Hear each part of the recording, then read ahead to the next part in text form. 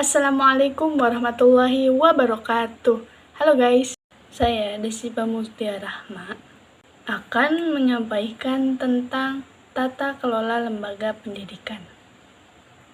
Nah, ada yang tahu enggak apa itu tata kelola lembaga pendidikan? Nah, tata kelola itu bisa diibaratkan seperti restoran atau kafe.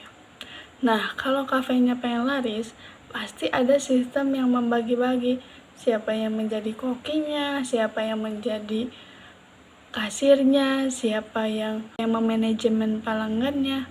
Nah, begitu juga di dalam pendidikan. Nah, dalam pendidikan, tata kelola lembaga ini mengatur agar sekolah tidak berantakan. Jadi diatur.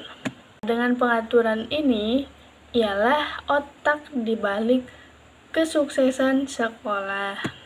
Ada beberapa komponen yang kita harus ketahui.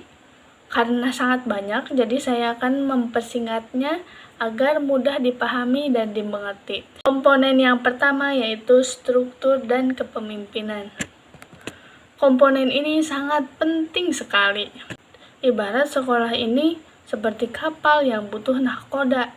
Nah, nahkoda ini juga harus punya tujuan, punya visi, bukan cuma sekedar jabatan. Tugas-tugasnya juga harus jelas. Siapa yang mengurus siswa, siapa yang mengurus administrasinya, siapa yang mengurus jadwal pelajarannya. Nah, ini tuh harus jelas siapa orang-orangnya. Tidak boleh acak-acakan, nanti bisa tidak dikerjakan sama sekali. Dan itu membuat sistem sekolah berantakan.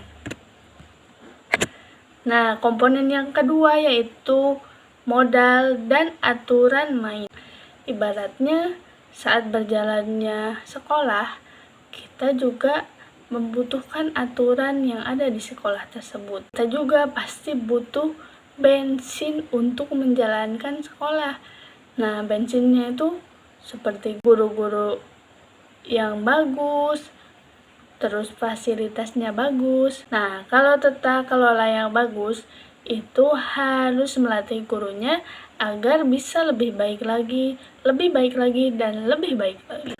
Aturan main itu seperti kebijakan, bagaimana sekolah memakai seragam, bagaimana jam berapa masuk sekolah, bagaimana anak-anak istirahat.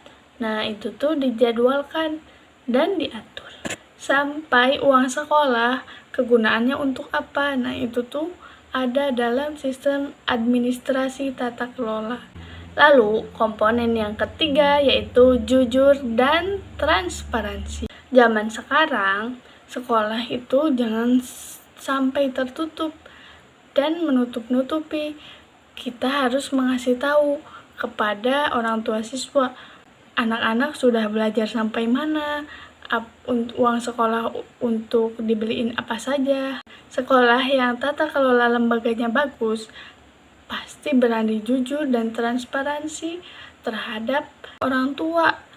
Untuk apa uang digunakan, dana sekolahnya, dan pasti jujur. Kalau misalnya ada yang kurang, kita bisa perbaiki bersama-sama gitu. Di tahun 2025 ini, kita sudah tidak administrasinya seperti lembaran-lembaran kertas yang bertumpuk banyak. Sekarang ada media digital.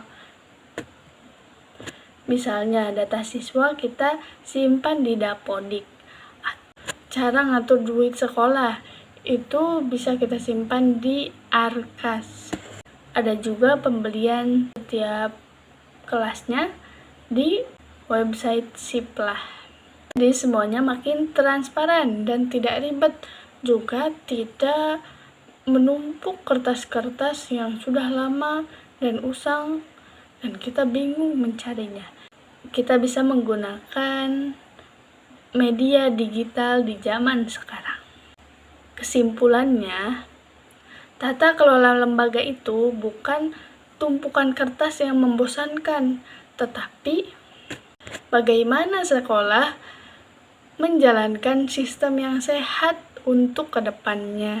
Kalau kalian calon guru, pasti harus paham ini, oke? Gimana menurut kalian? Apakah sekolah kalian mempunyai sistem administrasi yang unik Coba tulis di kolom komentar. Terima kasih telah menonton. Wassalamualaikum warahmatullahi wabarakatuh.